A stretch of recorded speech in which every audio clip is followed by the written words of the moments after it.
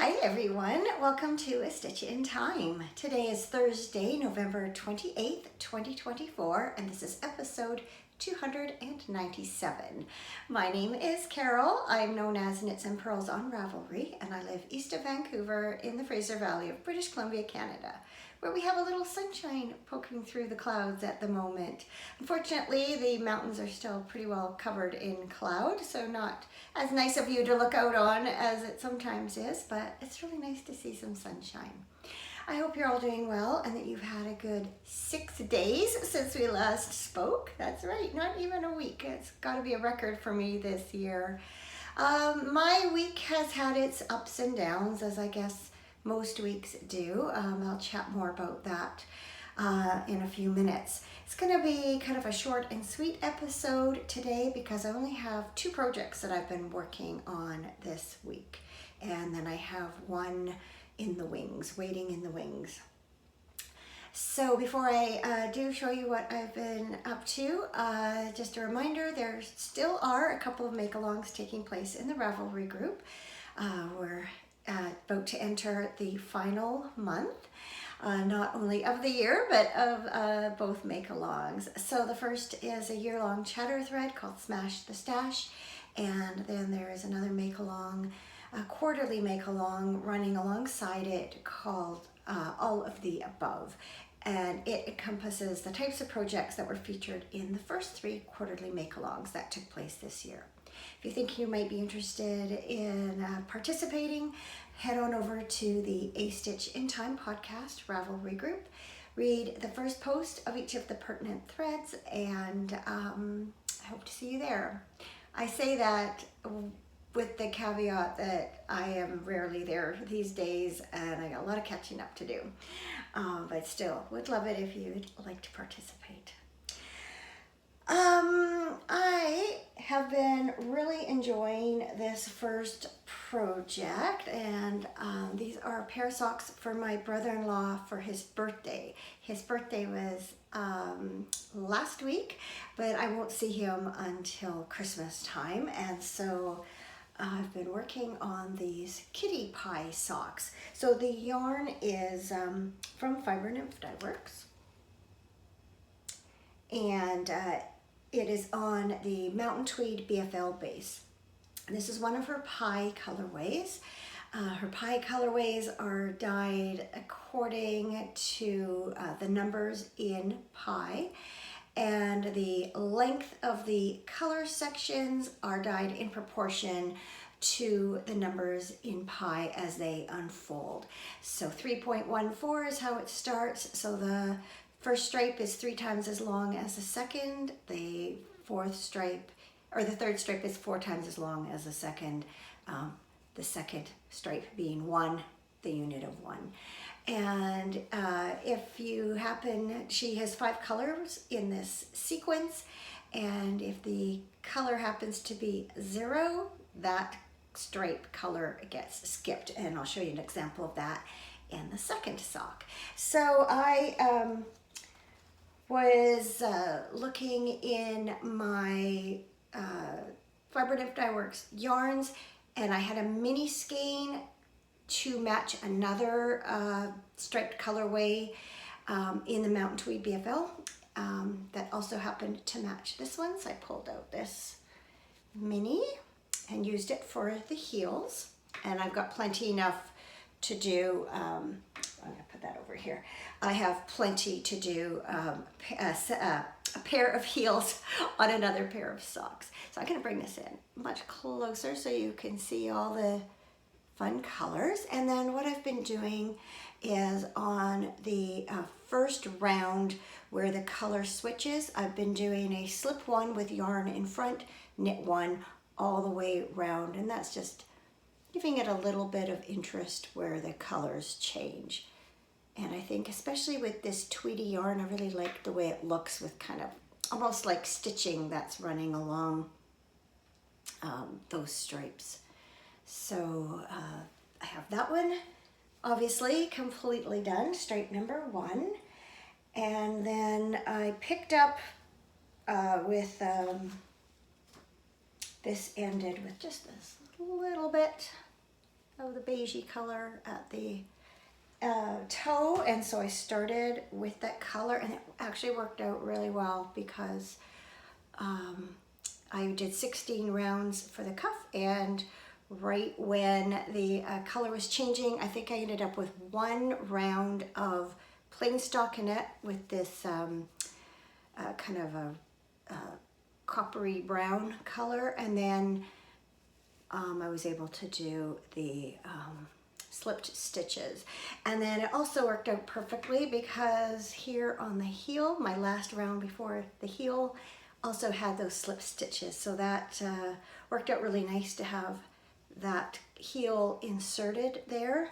And it also worked out really well here because the heel began partway through that dark stripe. So I really like how just serendipitously the color placement worked out.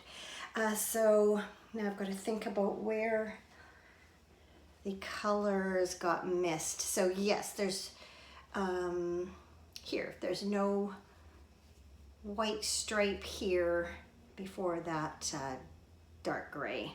That would be a 0.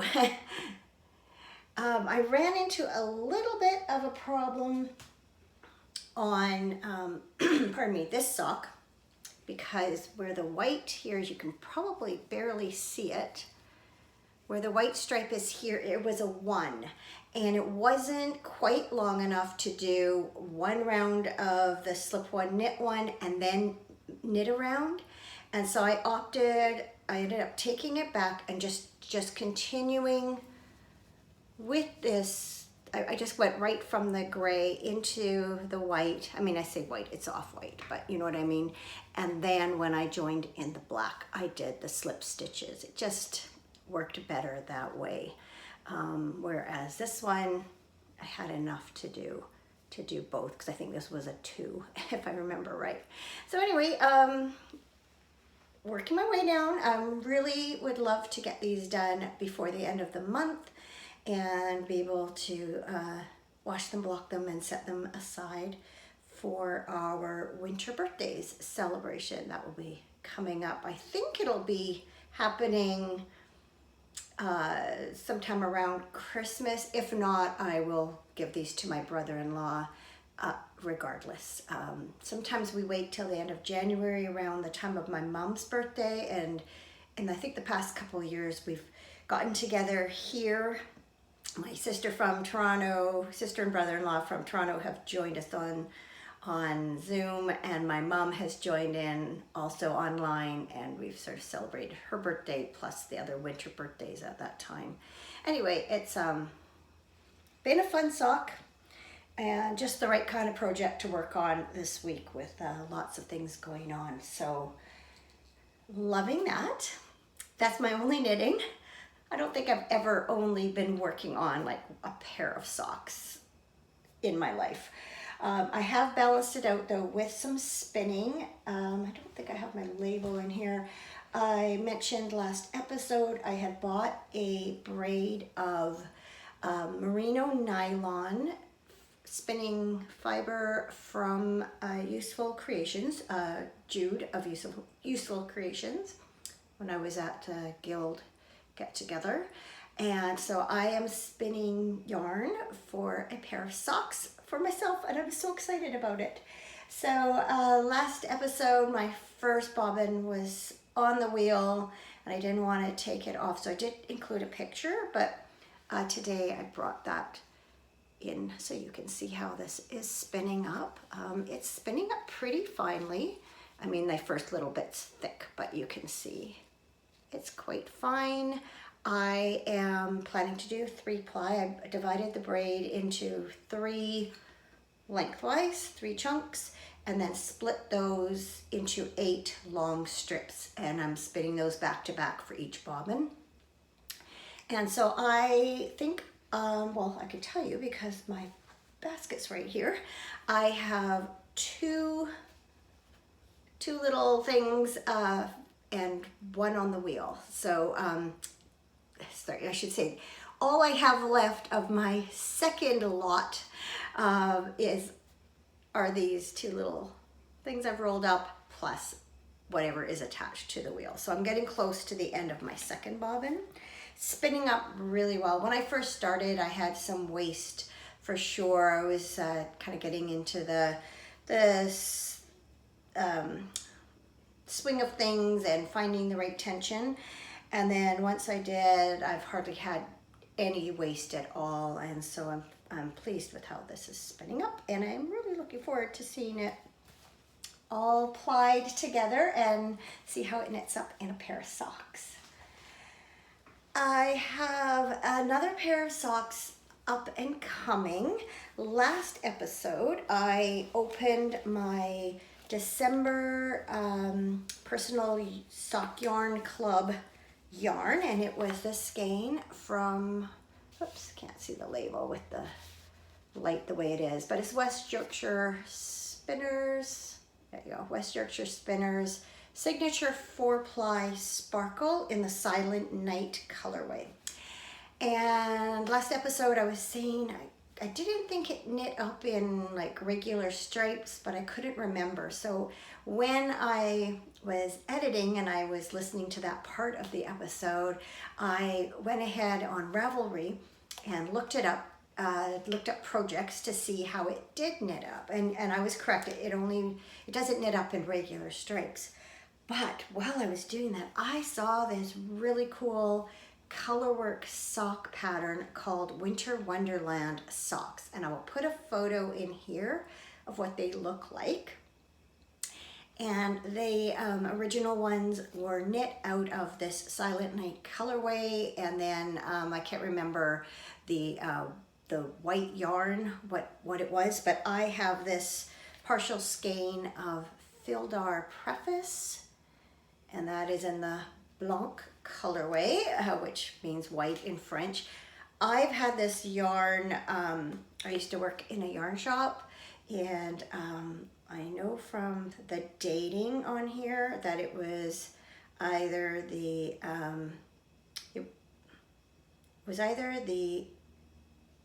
received either the 8th month of 2005 or the 5th month of 2008. So I've had it in my stash for a long time, but it's great for just doing, I know I've used it as, complementary heels and or toes. It's just a basic, I think it's, 75% wool, 70% wool, 30% nylon or polyamide, and so it'll work great with this. So I cannot wait to cast those on. I think they're going to be so fun to make. And the nice part is once you're through the color work, the rest is just plain knitting, which will be perfect as we draw closer to Christmas. Because it gets busier and busier as Christmas approaches, right? Before I get into what's been happening in my life, I'm just going to have a quick sip of tea here. Unfortunately, I am not sipping that tea out of my beautiful mountain cup because yesterday afternoon I put that cup into the microwave to warm up my tea, and when I took it out, it slipped out of my fingers and smashed to smithereens on the floor. So I had this huge mess to clean up, and it broke my heart. I love that cup. It really reminds me of the mountains behind our home here. And looking at them, the cloud is actually dissipating. If it's gone by the time I finish recording, I'll maybe get a picture for you. It really is beautiful. Anyway, I was so sad, and I was already feeling a bit raw. I'll get into why in a minute. And it was just sort of the straw that broke the camel's back. So I was not happy about it. In any case, on a brighter note, on Saturday, Cameron and I and some friends took part in a charity volleyball event. It's something we've done for a long time, and it's to benefit children in the community. And as it always is, it was lots of fun. Most of us had not played volleyball since last year's event. And I think, I can't speak for everyone, but I know both Cameron and I were definitely feeling some muscles we hadn't felt in a while the next day. But yeah, it was a good time. Good to see some friends we hadn't seen in a while. And got a little exercise and, did it all for a good cause. So that was good. Now on last episode, I told you that on Friday night, we were going to go view a townhouse with our agent, which we did. We were quite enthused about seeing this townhouse because it had the same floor plan on the bottom as another townhouse we had viewed earlier this year that we really liked, which unfortunately was had an offer on it and was subsequently sold. And in the pictures, it just looked like it was in really great shape, which it was.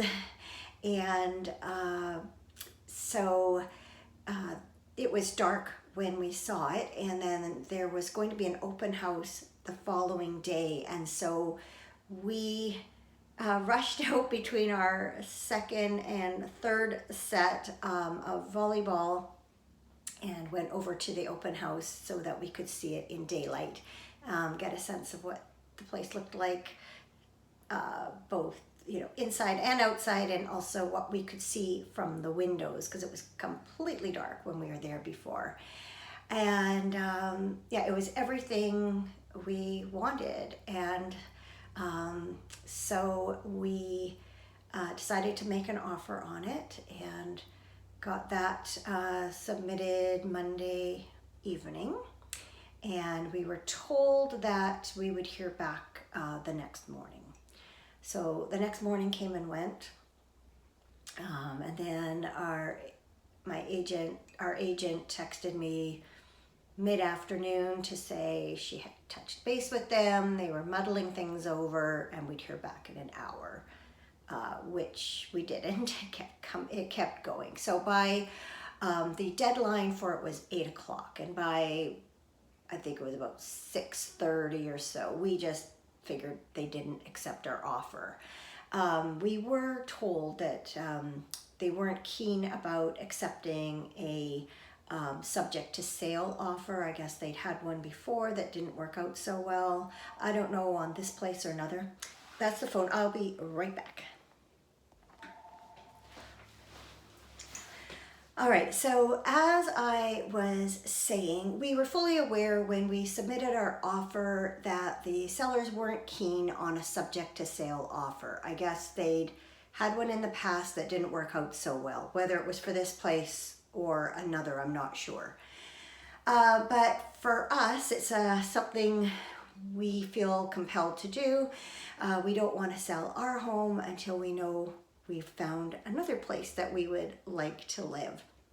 And so even though we know that that's somewhat of a risk on our part because it might mean we get bumped for another offer from someone, it's a chance we're willing to take. We don't want to be homeless and we don't want to settle. So in any case, we did eventually hear back that evening with a counter offer.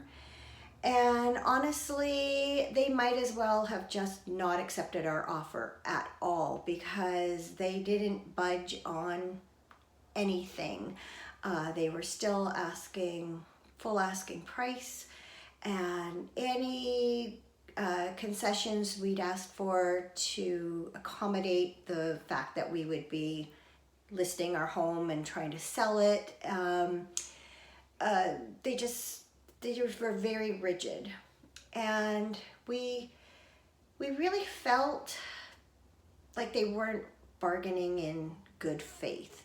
You expect some back and forth. It's a pretty standard practice to offer less than asking, and then generally they'll come back with something a little bit lower but still higher than your offer, and you kind of go back and forth, and find a common, some common ground.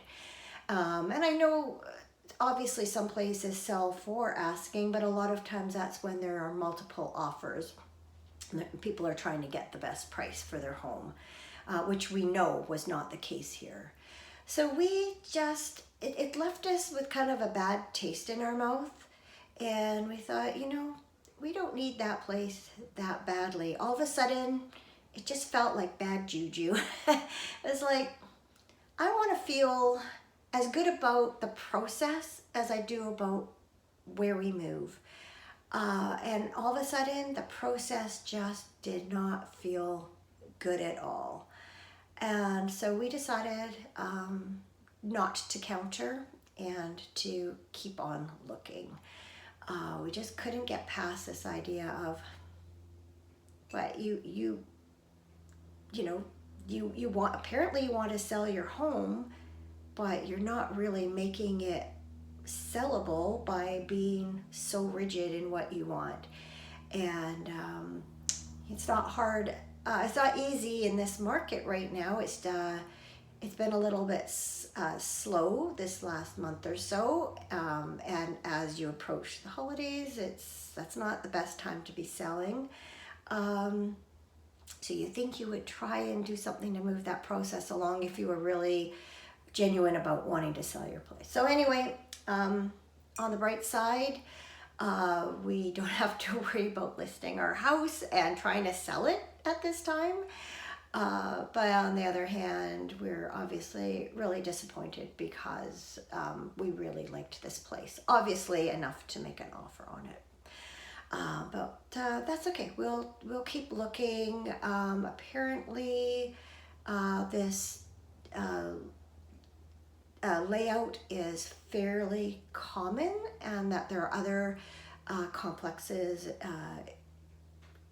where we live that have the same layout. What we really want is a corner unit, and we want as private a backyard as possible. And this one was very private, and and just a layout that worked well for our needs, having a family and wanting to entertain and such.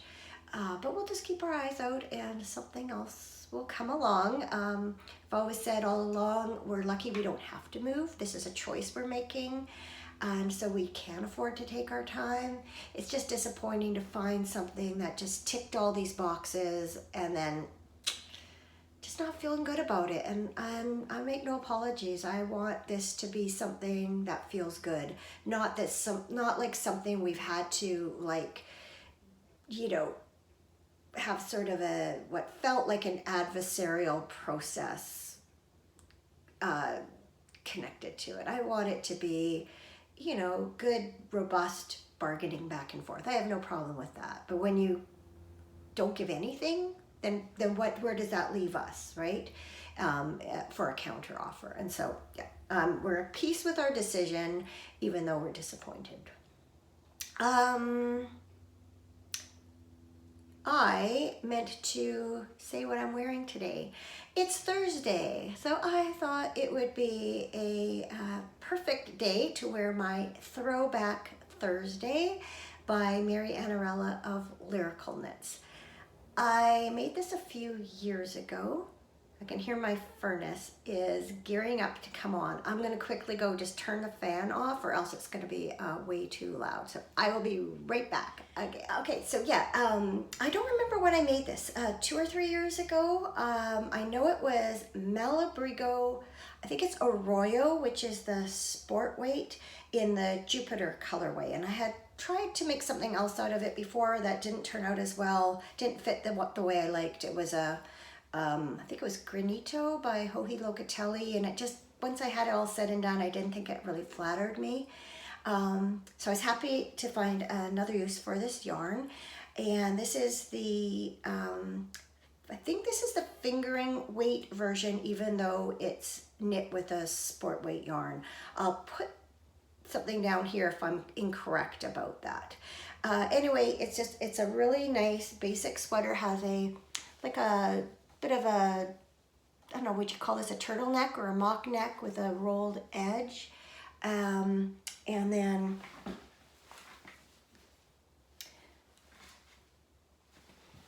you can see it has that lace panel going down the side with a split hem, just a very basic sleeve. Super comfortable. Love the color. Red's my favorite color, and I alternated skeins throughout so that the color is distributed really well, because there were some skeins that differed from others. So maybe I'll take one more stand up and give you a little twirl. Push my chair back to do that. Crash.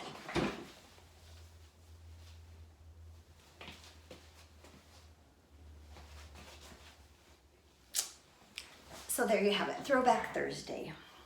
And that just leaves something good. And I have some very good news. We learned in the midst of all our anxiously awaiting to hear about our offer on Tuesday evening, we heard from from my brother-in-law, Cameron's brother, that our sister-in-law had come home from the hospital that day. So she still has a long ways to go in the healing process, but she is home, and I'm sure thrilled to be there. And so again, appreciate all the good wishes that you have expressed for her welfare. And yeah, I'm just happy to be able to say there's some really good news in that area. All right, I think I'll take a picture of the mountains just so you can see what I'm looking at outside my window here. Have yourselves a fabulous week. I'm hoping to be back recording again. Oh, Advent. Haven't talked about Advent, and haven't talked about Vlogmas. I don't think I'm going to be doing Vlogmas this year, but I don't know that for sure. I'm just going to wait and see what life brings, but I'm excited on Sunday, I guess it is, to be able to start opening my Bluebird Yarns, yeah, Advent mini skeins. And unfortunately my Fiber Nymph Dye Works spinning Advent is stuck in the mail because Canada Post is still on strike and Tox just broke down. So who knows when I'll see that, but that's okay. I'll have a good holiday season with or without it, and have something to look forward to once the strike is over. Anyway, yes, have yourselves a great week. I'm hoping to be back in another week to record. I'm really trying to get my 300th episode in before the end of the year. So hopefully the fates all, agree with me, and that happens. Anyway, now I'm blathering. Have a great week or two, however it may be, and thanks for watching, and I'll see you again soon. Bye.